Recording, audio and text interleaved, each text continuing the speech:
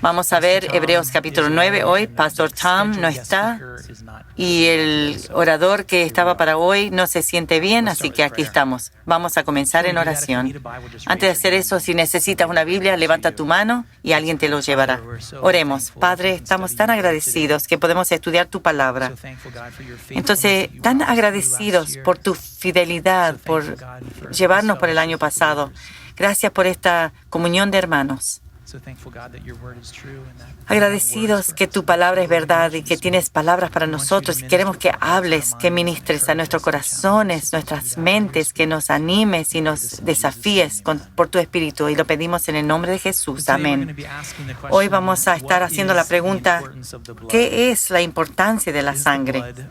¿Es la sangre de Jesús suficiente? Es bueno comenzar el año con preguntas simples. El pasaje hoy es la carta a los Hebreos. Vamos a ver capítulo 9 y vamos a ver toda ocasión donde se usa la palabra sangre y ver qué podemos aprender de eso, cómo se usa en el contexto y cómo puede informarnos para responder a la pregunta, ¿qué importancia tiene la sangre? Hay muchas cosas que no sabemos de Hebreos, quién es el autor, cuándo fue escrito, etcétera, pero lo más importante es por qué fue escrito, por qué ocasión se fue escrita y a qué responde.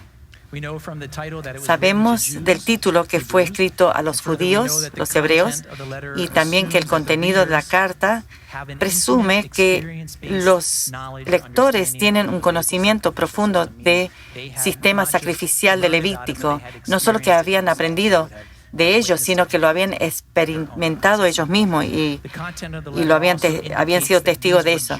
También indica que eran creyentes judíos, seguidores de Cristo, convertidos, que habían sido liberados del pecado y la ley del Antiguo Testamento y ahora estaban comenzando a volverse al judaísmo. El judaísmo, en esencia, es confiar la habilidad del hombre de agradar a Dios a través de una autojusticia. Es independiente de la sangre de Cristo para nuestra justicia. El autor usa palabras fuertes como apostasía y deserción para describir volverse a la autojusticia. La carta fuertemente y metódicamente contradice todos los intentos del hombre de agradar a Dios por sí mismo y siempre lleva el argumento a Jesús, a su muerte y su resurrección.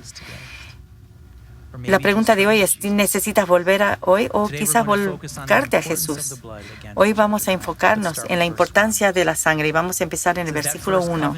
Ahora bien, el primer pacto tenía sus normas para el culto y un santuario terrenal. El contexto aquí describe el antiguo pacto en comparación del original en el tabernáculo. Era el lugar donde Dios instruyó a Moisés edificarlo para que Dios podía estar con su pueblo. El argumento fundacional para entender la importancia de la sangre y su propósito es entender por qué existía el tabernáculo. Veamos Éxodo 25:8. Después me harán un santuario para que yo habite entre ustedes. Esto nos da el propósito del tabernáculo y el propósito es que Dios pueda vivir entre su pueblo. Noten aquí, ¿quién busca a quién? Es Dios buscando al hombre. Dios quiere vivir entre su pueblo. ¿No es bueno ser buscado por alguien? Depende de la persona. Podría ser un poco raro, la verdad, pero si es Dios buscándote, es algo bueno, porque Él te ama. Entonces, el argumento fundacional por la sangre es que la sangre hacía posible que Dios pueda vivir entre su pueblo.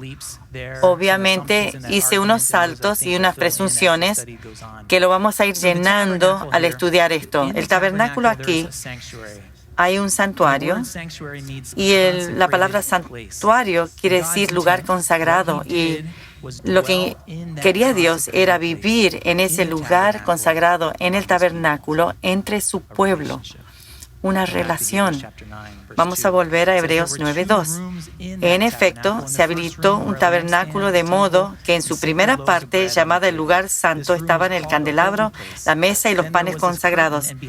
Tras la segunda cortina estaba la parte llamada el lugar santísimo, el cual tenía el altar de oro para el incienso y el arca del pacto, toda recubierta de oro. Dentro del arca había una urna de oro que contenía el maná, la vara de Aarón, y había retoñado, y las tablas del pacto. Encima del arca estaban los querubines de la gloria que cubrían con su sombra el lugar de expiación. Pero ahora no se puede hablar de eso en detalle. Esta parte da más detalle del tabernáculo donde vivía Dios, el lugar santísimo. En ese lugar santísimo estaba separado del resto del tabernáculo y del mundo por este velo. Algunas traducciones dicen cortina. Dios vive en un salón detrás de un velo, en un tabernáculo, en el desierto, todo porque Él quería tener una relación con el hombre. Él quería estar entre su pueblo. Versos 6 y 7. Así dispuestas todas estas cosas, los sacerdotes entran continuamente en la primera parte del tabernáculo para celebrar el culto, pero en la segunda parte entra únicamente el sumo sacerdote, y solo una vez al año, provisto siempre de sangre, que ofrece por sí mismo y por los pecados e ignorancia cometidos por el pueblo. Esta es la única descripción de la relación entre Dios y el hombre. El sumo sacerdote era de la tribu de Leví, entra al lugar santísimo donde está Dios una vez al año y siempre con sangre. Ahora, piensa en la sangre en este contexto, en forma. ¿Qué propósito tenía la sangre? Es el Dios santo en el lugar santísimo. Detrás de un velo entra un sumo sacerdote a la presencia de Dios, pero siempre con sangre. ¿Cuál es la función de la sangre? Es permiso para entrar en la presencia santa de Dios y poder vivir. El permiso de entrar a la presencia santa de Dios y vivir. Es un boleto para entrar a la presencia de Dios y vivir. Esa es la función de la sangre. El sumo sacerdote llevaba eso al lugar santísimo y él vivía. La función de la sangre no nos dice por qué la sangre era necesaria, pero el verso 7 dice, fue ofrecido por sus mismos pecados y los pecados del pueblo, y podemos deducir de eso que algo en el pecado requiere la sangre. Ve verso 8. Con esto, el Espíritu Santo da a entender que mientras siga en pie el primer tabernáculo, aún no se habrá revelado el camino que conduce al lugar santísimo. Entonces, el hombre no puede entrar a la presencia de Dios, aunque él quiere una presencia, Dios quiere una relación con Dios, a menos que haya sangre, por esto que se llama pecado. Entonces, la entrada a la presencia de Dios no es abierta libremente. Parece como algo raro, que por el pecado, un problema. Como Dios tiene pecado, no tiene una relación con Dios, y Dios tiene una relación con el hombre y no puede tenerla con el hombre por el pecado. ¿Cuál es la solución? Bueno, es la sangre, de eso hablamos hoy. La pregunta que puedes preguntarte, ¿qué sucede cuando alguien entra a la presencia de Dios sin sangre? ¿Nunca has visto esas viejas películas que hay un tren y el conductor le pide los boletos a todos y alguien no tiene boleto y lo tira del tren en movimiento y justo está en un puente que está en un río y hay cactus? Bueno, esa es la idea de lo que sucede cuando entra sin sangre. Veamos Levítico 16, 1 y 2. Verso 2, el contexto es que los hijos de Aarón habían entrado a la presencia de Dios sin el sacrificio correcto, sin ofrenda correcta. Le dijo el Señor a Moisés, dile a tu hermano Aarón que no entre a cualquier hora en la parte del santuario que está detrás de la cortina, es decir, si no morirá. Es decir, delante del propiciatorio que está sobre el arca, no sea que muera cuando yo aparezca en la nube por encima del propiciatorio. ¿Qué ofrenda crees que puedes usar para llegar a la presencia de Dios? ¿Qué ofrenda puedes traerle que permita que tú entres a la presencia de Dios? Ahora veamos a la relación entre el pecado y la presencia de Dios. Veamos Génesis 2, 15 al 17. Dios el Señor tomó al hombre y lo puso en el jardín del Edén para que lo cultivara y lo cuidara. Y le dio este mandato: puedes comer de todos los árboles del jardín, pero del árbol del conocimiento del bien y del mal no deberás comer. El día que de él comas, ciertamente morirás. Aquí el contexto: Dios creó el mundo y le dio instrucciones a Adán cómo cuidar el jardín y de la comida que podía comer. Y vemos que Dios le permitió comer de todo árbol, excepto del árbol del conocimiento del bien y del mal. Quiere decir que Dios puso un límite en lugar. Qué bueno es un límite sin una consecuencia. Si yo salgo al campo buscando hongos y me voy a propiedad privada, y eso quizás haya sucedido, yo corro el riesgo de que me multen porque está prohibida la entrada. En Pensilvania son $300. Esa es la consecuencia de pasar el límite que está anotado ahí, advertido. Y esta es la consecuencia de haber cruzado el límite que Dios hizo, y era comer del árbol, y era muerte. Era la ley de Dios, de su boca, porque los versículos están citados, es de su boca, salió de su boca. Ahora generalicemos esto. Ignorar o cruzar un límite que Dios ha puesto se llama una transgresión, un pecado. Y la consecuencia es la muerte. Romanos 3:23 dice: porque la paga del pecado es muerte, mientras que la dádiva de Dios es vida eterna en Cristo Jesús, nuestro Señor. Si tú pecas, tú mueres. No es si es que vas a morir, sino cuándo vas a morir, a menos que haya una opción diferente. Y aquí es donde el amor de Dios y la gracia brilla tan grande. En ese requisito que el pecado resulta en muerte, Dios permite una muerte sustituta. Esa es la base del sistema sacrificial del Antiguo Testamento, que haya un sustituto para el pecado. Aquí sabemos, Dios desea una relación con el hombre. La sangre es requerida para entrar el hombre a la presencia de Dios, y la muerte es exigida para el pecado, y se permite un sustituto. Ahora veamos Levítico 17:11. Porque la vida, o sea, el cuerpo de toda criatura está en la sangre. Yo misma se la he dado a ustedes sobre el altar para que hagan propiciación por ustedes mismos, ya que la propiciación se hace por medio de la sangre. Propiciación es sinónimo de sustituto. Entonces, la sangre se da por la vida. Un animal tenía que morir, tenía que derramar sangre para que alguien que tenía pecado pueda vivir. Verso 11 continúa: ya que se hace por medio de la sangre la purificación. Eso quiere decir redención, propiciación. Significa que el ofendido cubre su ofensa para que no se vea si es que se cumple con cierto criterio. O sea, la propiciación permite que el ofendido cubra una ofensa que no se pueda ver ya si es que cierto criterio se cumple. Ya establecimos que el criterio que tenía que ser cumplido era el derramamiento de sangre.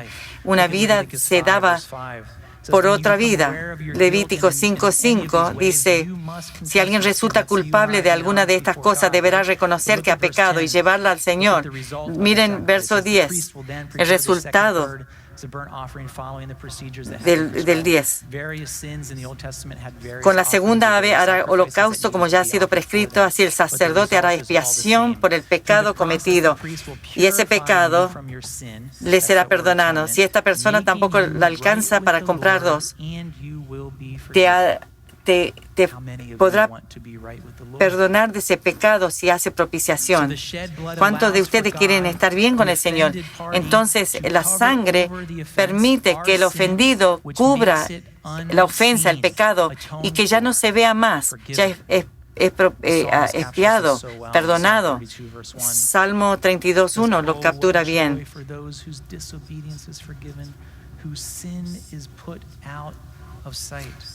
Dichoso aquel a quien se le perdonan sus transgresiones, a quien se le borran sus pecados. Llevemos todo lo que aprendimos y vamos a Hebreos, verso 9:9.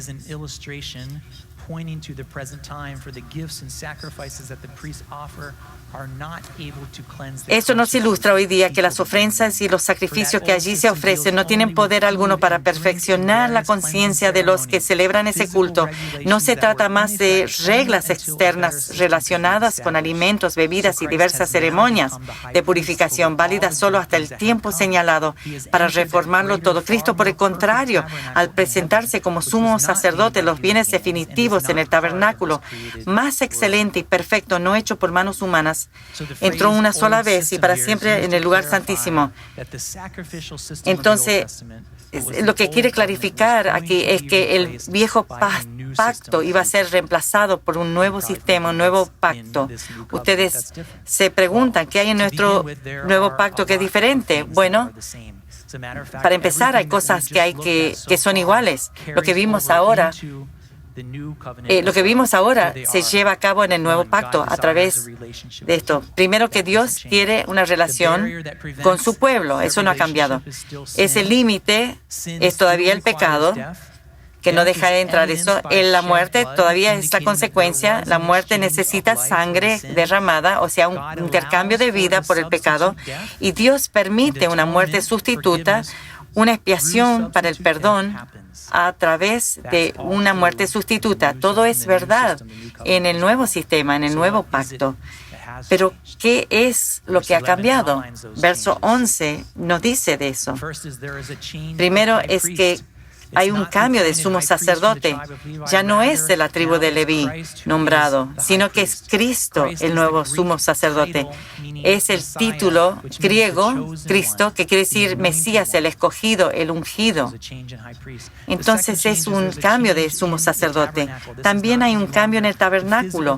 Ya no es un tabernáculo físico que hizo Moisés, que después se hizo por cientos de años, que después fue el templo, sino que es un tabernáculo en el cielo que Dios creó. Van a ver que aquí vemos la palabra que es perfecto y excelente y perfecto, porque no fue hecho con manos humanas en la creación caída. Verso 12 agrega algunos cambios más.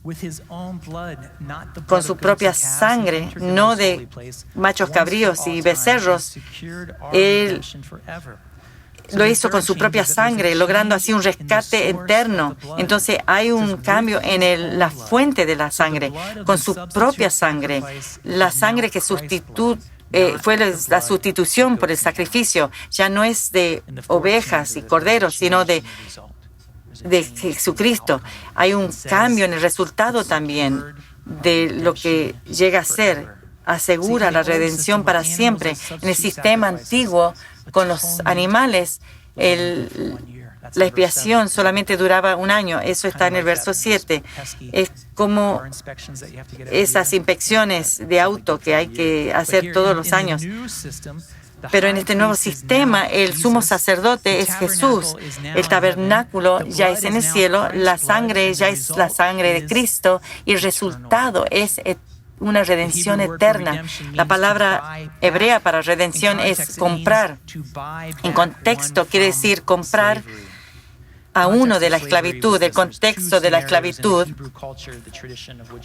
En la cultura hebrea era que había dos escenarios. Una es que podías venderte a la esclavitud para pagar una deuda.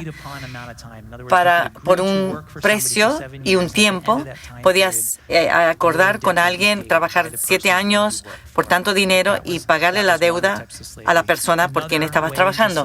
Pero otra forma de llegar a la esclavitud era que legalmente podían forzarte a ser esclavo y pagar tu deuda. Si no lo hacías tú voluntariamente, una persona que tenía la deuda podía forzarte a la esclavitud. Ese sistema, que es muy extraño para nosotros, sí funcionaba, y claro, el hombre abusó de eso porque el hombre abusa de todo, pero ese sistema sí funcionaba. Lo que había en ese sistema era que un vecino podía pagar la deuda de un esclavo y liberarlos. Alguien que tenía los medios para hacerlo podía pagar la cantidad de dinero a la persona que tenía este familiar como esclavo y comprárselo, comprar su libertad. La palabra es la redención, redimirlos. Esa deuda que nosotros debemos, que tiene que ser pagada, es la que debemos por el pecado, que es la muerte. Hasta que la deuda se pague, somos esclavos en esclavitud. Y aquí hay más de verdad sobre esa deuda. Se va a pagar de una forma u otra, ya sea que tú la vas a pagar o Jesús. Verso 12 dice que Jesús pagó esa deuda con su sangre y se aseguró nuestra redención para siempre. Quiero decir que jamás tendremos que pagar la deuda por el pecado, que la muerte. ¿Por qué? Porque Jesús derramó su sangre como un sacrificio sustituto una vez y para siempre. Verso 13. La sangre de machos cabríos y toros y las cenizas de una novilla rociadas sobre personas impuras las santifican, de modo que quedan limpias por fuera. Si esto es así, ¿cuánto más la sangre de Cristo, quien por medio del Espíritu Eterno se ofreció sin mancha a Dios, purificará nuestra conciencia de las obras que conducen a la muerte, a fin de que sirvamos al Dios viviente? Por eso Cristo es mediador de un nuevo pacto, para que los llamados reciban la herencia eterna prometida, ahora que Él ha muerto para liberarlos de los pecados cometidos bajo el primer pacto. Esto responde a la pregunta de cómo resultó en eterna redención su sangre. Es en contraste al sistema del Antiguo Testamento, que solo duraría por un año. Pero en el verso 14 habla del perfecto sacrificio y lo traduce como sin mancha, perfecto. Es una referencia cultural al sumo sacerdote seleccionando animales para el sacrificio que no tenían mancha y que eran perfectos. Cualquier otro animal que se traía para el sacrificio o que tenía mancha ya no era un buen sacrificio, no era digno para un sacrificio. Vamos a ir cientos de años adelante. Vamos a ver lo que Juan el Bautista dijo. Cuando al día siguiente Juan vio a Jesús que se acercaba a él y dijo: aquí tienen al Cordero de Dios que quita el pecado del mundo, en Juan 1:29. No solo un pecado, sino el pecado del mundo. 2 Corintios 5:21 dice: porque Dios hizo a Cristo, que nunca pecó, para hacer ofrenda por nuestro pecado, para que nosotros seamos justificados con Dios a través de Cristo. El pecado, estar sin pecado es perfección. El Cristo sin pecado era un perfecto Cristo que equivale a un sacrificio perfecto. Entonces, ¿cuánto mejor es un sacrificio perfecto que un animal? ¿Y qué logra un sacrificio perfecto? ¿Qué compra? Bueno, verso nos dice que nos compra el perdón de pecados, de todo pecado. todos los pecados del mundo, no solo el pecado de un hombre, sino de todas las personas, pasado, presente y futuro. Para los que les gusta la matemática, para citar al pastor Tom, que no se puede cuantificar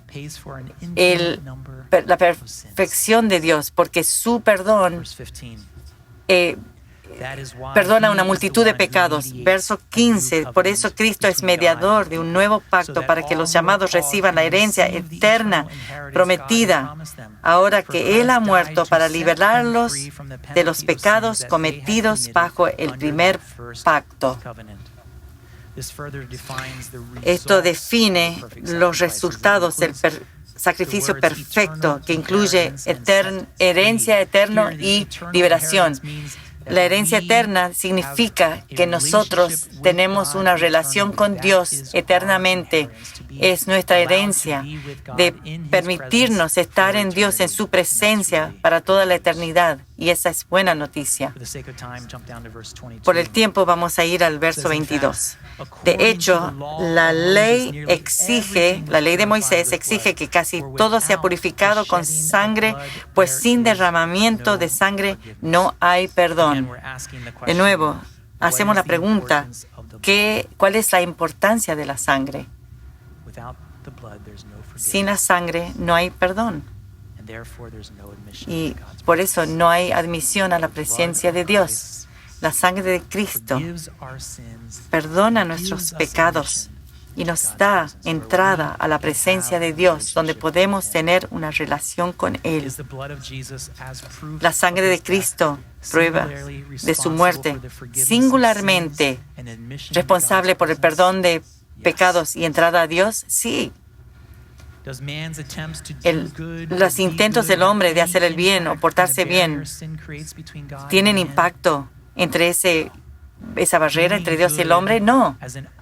Hacer el bien como ofrenda para entrar a la presencia de Dios es una ofrenda que va a terminar en la muerte. Verso 23.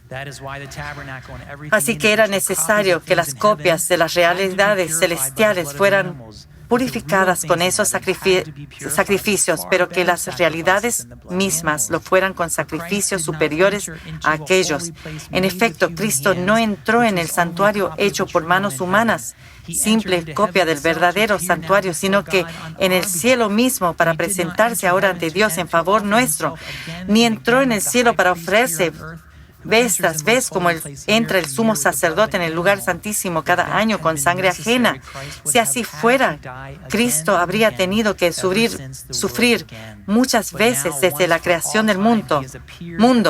Al contrario, ahora al final de los tiempos se ha presentado una sola vez y para siempre a fin de acabar con el pecado mediante el sacrificio de sí mismo. Y así como está establecido que los seres humanos mueran una sola vez y después venga el juicio, también Cristo fue ofrecido en sacrificio una sola vez para quitar los pecados de muchos y aparecerá por segunda vez, ya no para cargar con pecado alguno, sino para traer salvación a quienes lo esperan. El nombre Jesús significa salvación. Y entonces en el momento exacto que Jesús mismo, el sacrificio sustituto, el momento que Él murió, cuando se derramó su sangre y murió, el velo del templo se rasgó en dos. Mateo 27:51 dice, en ese momento la cortina del santuario del templo se rasgó en dos de arriba a abajo. Era el velo que separaba el lugar santísimo, su presencia de Dios, no solo en el tabernáculo, sino lo limitaba de todos los demás en la tierra, lo que se describió en Hebreos 9:8 como un velo que no se abría libremente, ahora se abrió. Está completamente abierto, no solo para el sumo sacerdote, sino para toda la humanidad, para todos. Si no has experimentado una relación con Dios y perdón de pecados, es tiempo de volver a Jesús. Ya hemos establecido que la única manera de entrar a la presencia de Dios es por la sangre del sacrificio perfecto, Jesús, tu sustituto. ¿Qué estás esperando? Jesús dijo en Juan 14:6. Yo soy el camino, la verdad y la vida. Nadie llega al Padre sino por mí.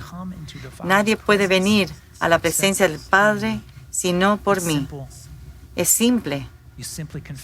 Simplemente confiesas a Dios que eres pecador, que mereces la muerte y que reconoces su sacrificio y que pones tu confianza en la sangre derramada de Cristo para pagar tus pecados. Si no has hecho eso, te animo que hagas eso ahora mismo.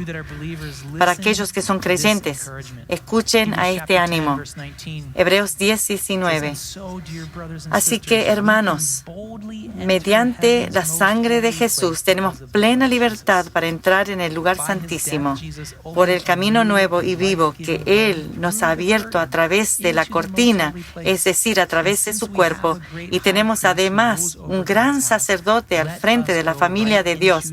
Acerquémonos, pues, a Dios con corazón sincero, con la plena seguridad que da la fe, interiormente purificados de una conciencia culpable y exteriormente lavados con agua pura. No hay pecado que ya no se haya pagado con la sangre derramada de Cristo.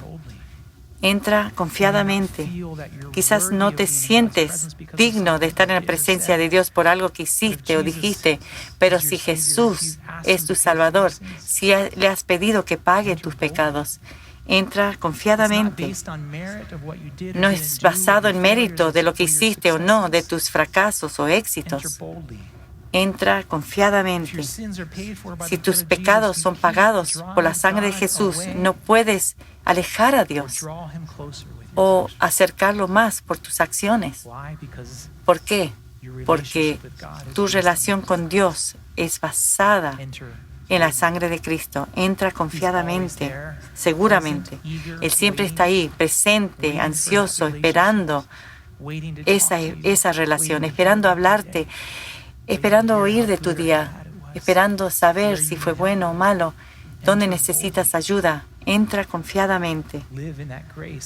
Vive en esa gracia. Si estás ansioso, entra con seguridad. Si estás ansioso, con miedo, entra confiadamente. Dios está ahí, presente, disponible.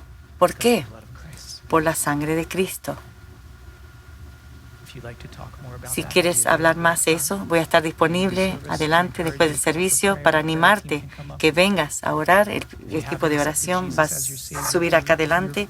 Y si no has recibido a Jesús como tu Salvador y no has confiado en la sangre de Cristo para pagar tus pecados, no te vayas hoy sin hacer eso. La seguridad que provee su sangre derramada. Voy a cerrar en oración.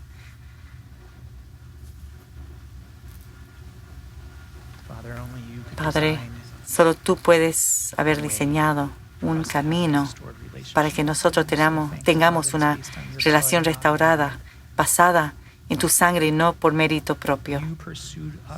Tú nos buscaste, Señor. Tú eres aquel que quieres una relación con nosotros. Y lo hiciste posible, Señor. Gracias, porque yo soy pecador. Soy un pecador salvado por gracia. Un Salvador salvado por la sangre de Cristo. Gracias por esa sangre, Padre. Y ahora oro por todos mis hermanos y hermanas, que nosotros confiemos solamente en tu sangre por una relación contigo, que vivamos con esa confianza en tu sangre y que entremos a tu presencia con denuedo en el nombre de Jesús. Amén.